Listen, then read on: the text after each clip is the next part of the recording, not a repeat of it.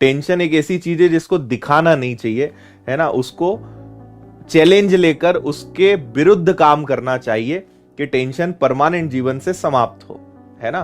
तो मुस्कुराते रहो, सबसे ज्यादा जरूरी है। और जो मैंने एक छोटी सी बात अभी कही, मुस्कुराहट, उसको देखते हुए एक छोटी सी लाइन मुझे याद आ रही है कि तू मुस्कुराना सीख, तू मुस्कुराना सीख, क्योंकि रोना तो जिंदगी पैदा होते ही सिखा देती है ना।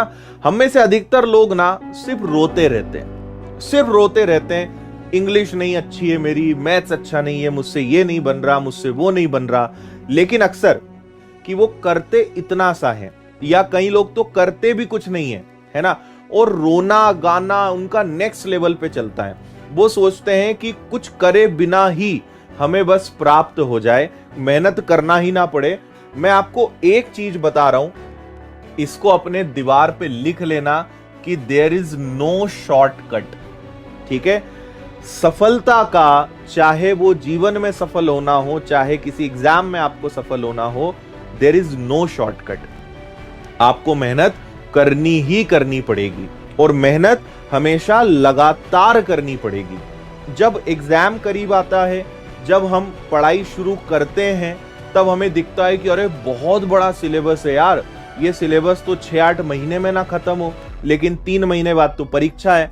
तो टेंशन होना स्वाभाविक है ना। आप बहुत घबराओगे, आपकी दिल की धड़कनें तेज होंगी, ठंडी में भी गर्मी का एहसास होगा, है ना, बिना कोई जैकेट और स्वेटर पहने, है ना। लेकिन मैंने आपको लास्ट टाइम भी कहा था कि इन चीजों को हैंडल करना सीखिए, है ना। आज आपको एग्जाम का प्रेशर है, कल को आपके जीवन में और जिम्मेदारियां बढ़ेंगी, कल को आप जॉब में जाओगे, कल को आपका परिवार बढ़ेगा, कल को कई चीजें आपकी बढ़ेंगी, तो आपको कई प्रकार के दूसरे टेंशन होंगे, कई प्रकार के दूसरे प्रेशर होंगे। जॉब का प्रेशर होगा, फैमिली का प्रेशर होगा, फाइनेंशियल प्रेशर हो सकता है, कितनी भी प्रकार की परेशानियां हो सकती है ना। जब तक जीवन है तब तक समस्याएं आती रहेंगी और जाती रहेंगी, है ना। जिसने इस छोटी सी बात को समझ लिया वो हमेशा खुश रहेगा। रोने से, ठीक है, शॉर्टकट ढूंढने से, या कुछ करे बिना हमें बस सफलता मिल जाए, ये व्यर्थ है। इनमें अगर आप अपना समय खराब कर रहे हो तो ये व्यर्थ है ना। आपको लगातार थोड़ा थोड़ा चेंज अपने अंदर लाना पड़ेगा। एक चीज का मुझे जवाब दीजिए कि एक पत्थर है, ये एक पत्थर है, ठीक है। हम अपनी छेनी हथौड़ा लेके पहुंचे और हम चाहते हैं कि इस पत्थर के 2 टुकड़े हो जाएं, है ना। ये पत्थर का एक टुकड़ा इधर हो जाए, एक टुकड़ा इधर हो जाए, मैं इसके 2 टुकड़े करना चाहता हूं, ठीक है। तो भैया एक मजदूर गया, उसने पहले दिन मेहनत करी, ठोकते रहा, है ना। एक प्रयास किया, फिर दूसरा हथौड़ा मारा, फिर तीसरा मारा, चौथा मारा, 5वां मारा, मारते गया, ठीक है। पत्थर जो टूटा वो 1000वें प्रयास पे टूटा। कौन से प्रयास पे टूटा? 1000वां जैसे ही उसने वार किया, 1000वां जैसे ही पत्थर के ऊपर चोट मारी, पत्थर के 2 टुकड़े हो गए, पत्थर ऐसा बन गया। अब मैं आपसे एक छोटी सी बात पूछना चाहता हूं, ठीक है।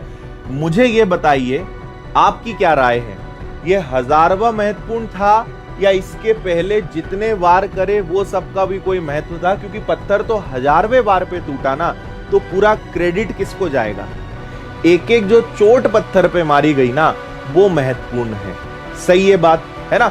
बस ये फर्क आपको समझना है। रिजल्ट मिला 1000वीं चोट से, लेकिन 1000 तक पहुंचोगे तब ना। एक एक चोट, एक एक कदम, एक एक प्रयास आपकी सफलता के लिए जरूरी होता है।